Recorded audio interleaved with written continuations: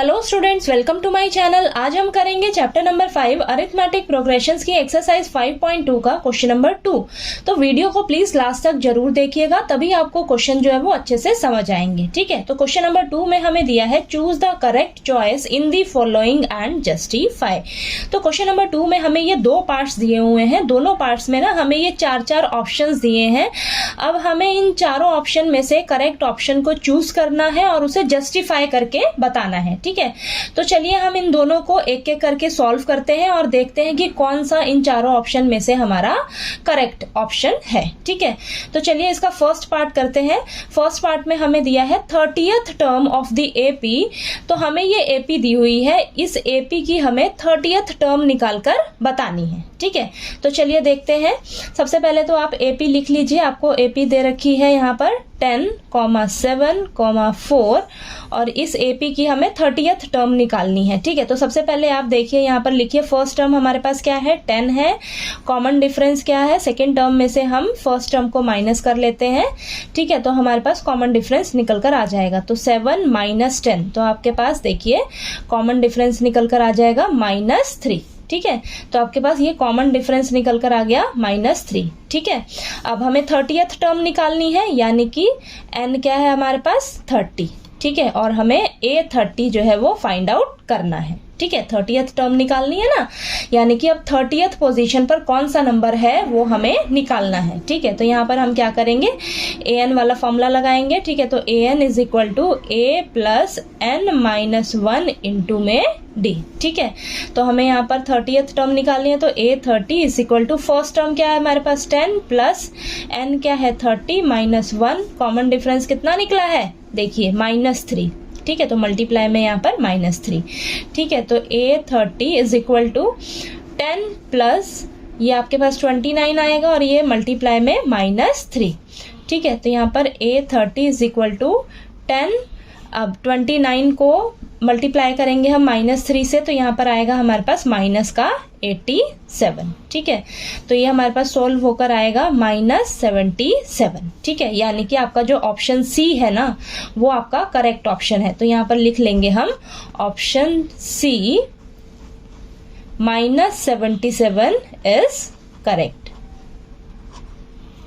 ठीक है, तो यहाँ पर हमने सॉल्व कर लिया और सॉल्व करने से हमें पता लग गया कि हमारा ऑप्शन सी जो है -77 वो करेक्ट ऑप्शन है। ठीक है, तो चलिए अब इसका हम सेकंड पार्ट करते हैं। सेकंड पार्ट में हमें दिया है 11th term of the AP. हमें ये एपी दी हुई है। ठीक है, तो सबसे पहले आप फटाफट से यहाँ पर एपी सीरीज लिख लीजिए। आपको क्या दी है, -3, -1/2, 2। ठीक है, तो अब हमें इसकी क्या करनी है, 11th टर्म निकाल कर बतानी है। ठीक है, तो यहाँ से सबसे पहले आप लिखिए a आपके पास क्या है -3, कॉमन डिफरेंस हम निकाल लेते हैं, सेकेंड टर्म में से फर्स्ट टर्म को माइनस कर लेते हैं। ठीक है, तो second term minus first term, देखिए सेकेंड टर्म क्या है आपके पास -1/2 और फर्स्ट टर्म क्या है आपके पास -3, तो ये माइनस फॉर्मूले का हो जाएगा और ये -3 है। ठीक है, तो यहाँ पर आप देखिए -1/2 -3। ठीक है, तो यहाँ पर हम एलसीएम लेंगे, एलसीएम आएगा 2, ये -1 + 6, तो आपके पास देखिए कॉमन डिफरेंस कितना सॉल्व होकर आएगा 5/2।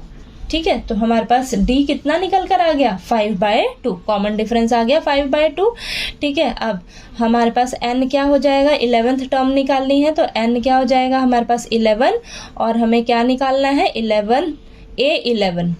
ठीक है, ये फाइंड आउट करना है, 11th टर्म निकालनी है ना, यानी कि A11 आपको फाइंड आउट करना है। ठीक है, तो यहाँ पर हम an का फॉर्मूला लिखेंगे। सबसे पहले आपने फॉर्मूला जरूर लिखना है। ठीक है, तो यहाँ पर देखिए हम फॉर्मूला लगाएंगे, an = a + n - 1 into d। ठीक है, तो an यानी कि आपको 11th टर्म निकालनी है, तो ये हो जाएगा A11 = a कितना है, फर्स्ट टर्म कितनी है आपकी -3 प्लस n कितना है 11 - 1, कॉमन डिफरेंस कितना आया हमारे पास 5/2। ठीक है, अब यहाँ पर आ जाएगा आपके पास A11 = -3 + 10 × 5/2। ठीक है, अब ये देखिए 2 और 10 आपस में कैंसिल हो जाएंगे। ठीक है, तो यहाँ पर हमारे पास बचेगा A11 = -3 + 5 5 = 25। ठीक है, तो यहाँ पर देखिए सॉल्व होकर हमारे पास आएगा A11 is equal to minus का 3 है, प्लस का 25 है, ठीक है। माइनस प्लस माइनस, माइनस होगा लेकिन साइन बड़े वाले नंबर का आएगा। बड़ा वाला नंबर का साइन क्या है? पॉजिटिव है।